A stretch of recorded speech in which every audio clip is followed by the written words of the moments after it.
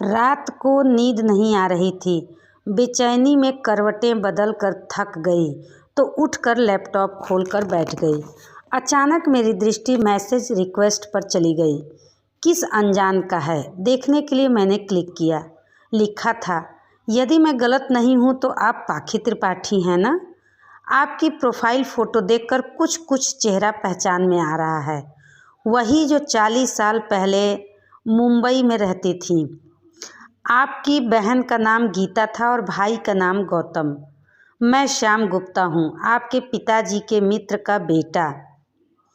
यदि आपको याद हो तो मैं एक बार अपने माता पिता के साथ आपके घर आया था और हम साथ साथ मुंबई में घूमने गए थे। मेरी प्रार्थना है कि यदि आप मुझे पहचान गई हैं तो जवाब अवश्य दीजिएगा। अरे, यह तो श्याम है। मेरी हल्की सी चीख निकल गई। दिल की धड़कनें तेज हो गईं। अकारण ऐसा लगा जैसे मैं चोरी करते पकड़ी गई हूँ। देखा, पति गहरी नींद में सो रहे थे। मेरे नाम के साथ मेरा सरनेम विवाह के बाद बदलकर मिश्रा लिखा था। उसके बाद भी वह मुझे पहचान गया था। उसके नाम पर मेरी दृष्टि जम सी गई। जवाब देने के लिए जैसे ही एक्सेप्ट पर क्लिक करने लगी, मन के अंदर से आवाज़ आई, सोच लो पहले, क्या ठीक रहेगा?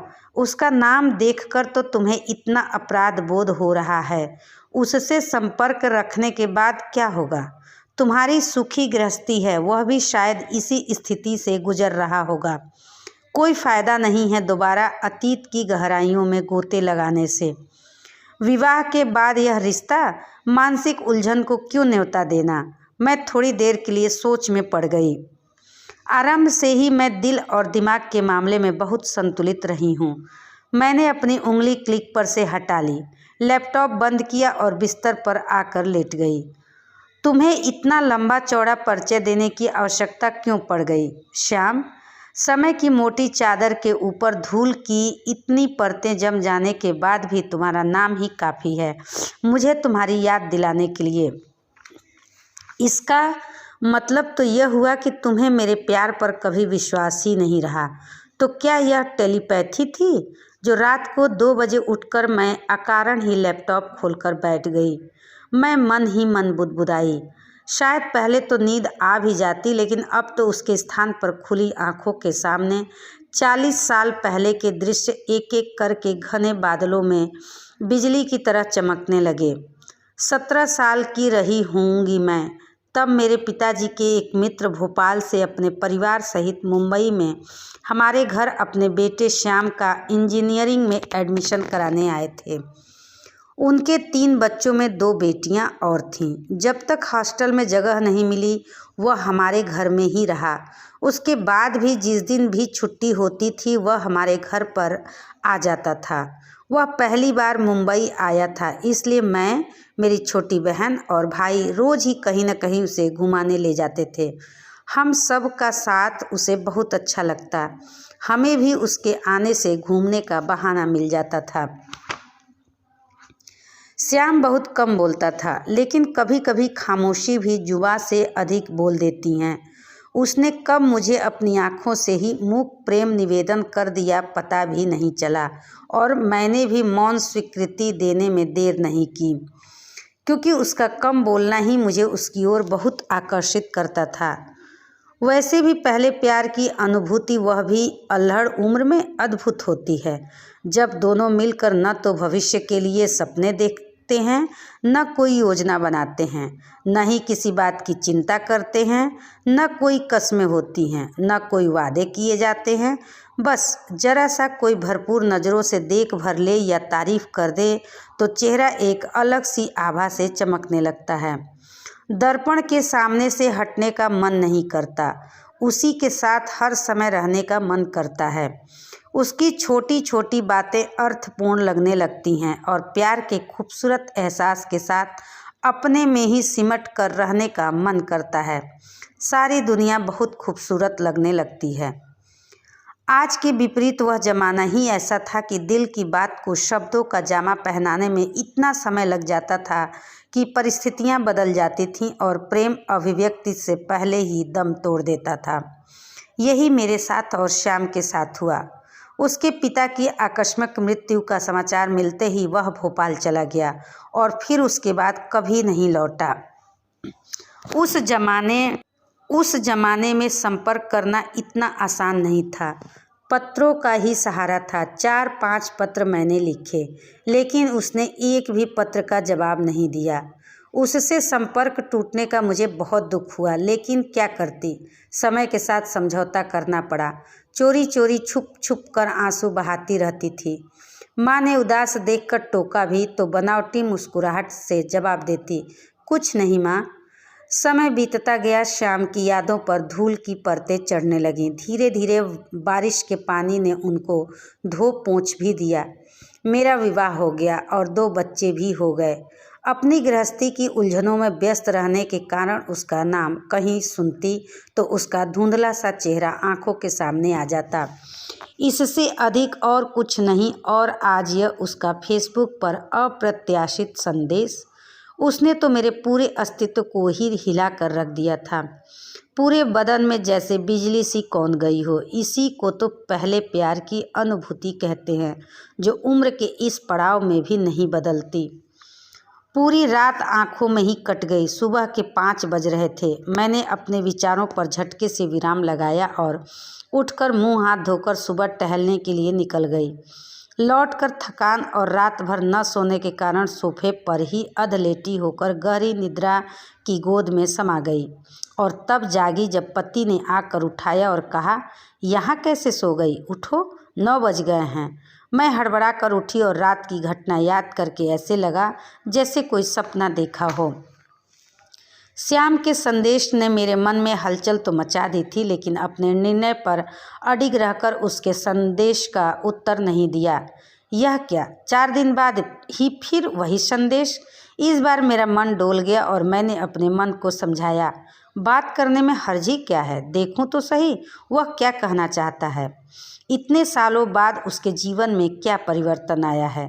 मैंने एक्सेप्ट पर क्लिक कर दिया और जवाब में थोड़ा बनावटी रोष दिखाते हुए लिखा, हाँ तुमने सही पहचाना, मैं पाखे त्रिपाठी ही हूँ। इतने सालों बाद तुम्हें कैसे मेरी याद आई।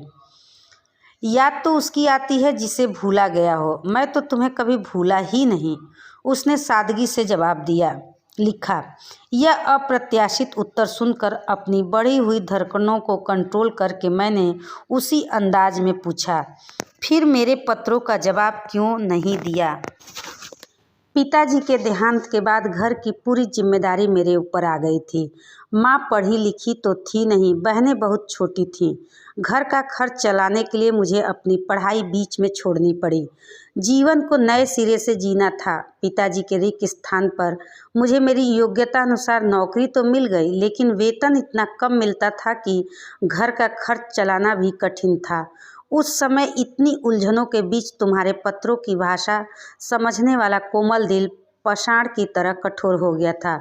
सब कुछ बेमानी लगने लगा था। उफ, इतनी तकलीफ़ें झेली तुमने, मुझे बताते तो। मैंने उदास मन से उत्तर दिया तो उसने बीच में ही बात काट कर लिखा, क्या फ़ायदा होता, तुम्हें भी दुख ही पहुँचता। जब पूरा भविष्य ही अंधकारमय लग रहा था तब अपनी खुशी के बारे में तो सोच भी नहीं सकता था। लेकिन 2 साल बाद मैं ऑफिस के काम से मुंबई गया तो तुम्हारे घर भी गया था, लेकिन तब तक तुम लोग वहाँ से जा चुके थे। उसके बाद कैसे संपर्क करता तुमसे। काश उस ज़माने में भी मोबाइल होता तो कितना अच्छा होता। हाँ, पिताजी का ट्रांसफ़र हो गया था, मैंने लंबी सांस लेते हुए कहा। और तुम कैसी हो।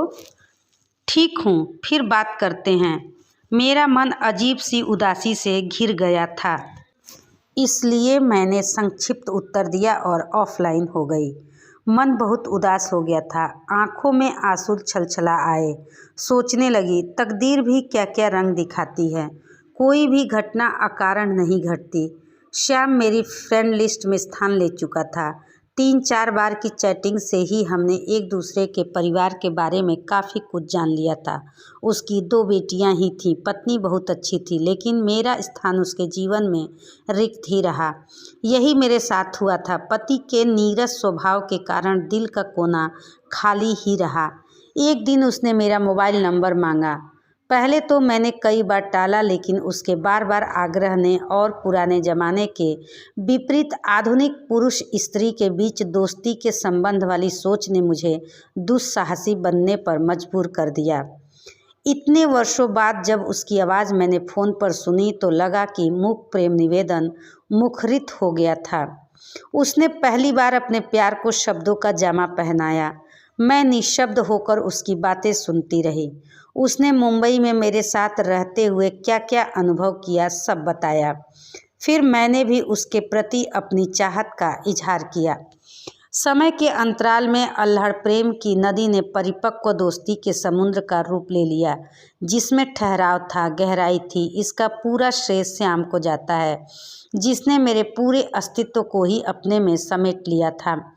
उम्र के इस पड़ाव में जब मैं वैवाहिक जीवन के कर्तव्यों का बोझ ढोते ढोते थक गई थी, शरीर में स्थिरता आने के कारण जीवन खालीपन और नीरसता से व्याप्त हो गया था, वह श्याम की बातों से सरसता नई ऊर्जा और उमंग से सरोबोर हो गया था। जब कभी वह कहता, पाखी तुम्हारी हंसी बहुत प्यारी है, या मेरी फ़ोटो देखकर कहता, आज भी तुम उतनी ही खूबसूरत लगती हो, तो मुझे अपने पर गर्व होने लगता। यह सोचकर कि आज भी मैं किसी की यादों में बसी हूँ, मुझे अपना पूरा अस्तित्व ही महत्वपूर्ण और अर्थपूर्ण लगने लगा।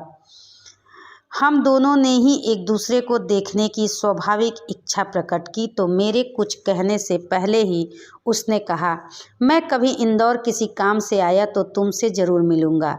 मेरे एक दो दूर के रिश्तेदार वहाँ रहते हैं। जहाँ चाह वहाँ राह वाली कहावत चरितार्थ करते हुए वह वक्त भी आ गया जब किसी विवाह समारोह में आने का निमंत्रण मिलने पर वह इंदौर आया। वो समय निकालकर मेरे घर भी अपनी पत्नी के साथ आया। मेरे पति घर में ही थे। 2 घंटे हमने एक साथ बिताए। हमारे लिए कितना कठिन था एक दूसरे के सामने औपचारिकता का नाटक करना। मैंने देखा, बाहरी आवरण में तो उसमें बहुत परिवर्तन आ गया था, लेकिन उसकी बोलती आंखें जैसे अभी भी 40 साल पहले की तरह मूक प्रेम निवेदन कर रही थीं। दोनों के हाव भाव से लगा ही नहीं कि हम साल भर से लगातार संपर्क में हैं और हमारे मन के अंदर कितनी हलचल मची हुई है। अभी तक तो सुना था कि जब 2 लोग एक दूसरे को शिद्दत से चाहते हैं तो सारी कायनात उन्हें मिलाने में जुट जाती हैं, लेकिन अब यह अनुभव कर रही थी। पर क्या लाभ है ऐसे मिलने का? परिस्थितियां बदल गई हैं। विवाह के बाद ऐसे रिश्ते अनैतिक माने जाते हैं, लेकिन विवाह तो एक समझौता होता है। प्यार का एहसास तो इस रिश्ते से बहुत परे होता है। फिर इसको समाज ने अनैतिकता के दायरे में क्यों कैद रखा है? शरीर कैद हो सकता है, लेकिन एहसास के तो पंख होते हैं। वह तो कभी भी आज़ाद होकर खुले आसमान में विचरण करने लगता है। मैं मन ही मन बुदबुदाई। वैसे भी मैं आरंभ से ही खुले विचारों की रही हूँ। पति परमेश्वर वाली मानसिक संकीर्णता मुझे पसंद नहीं।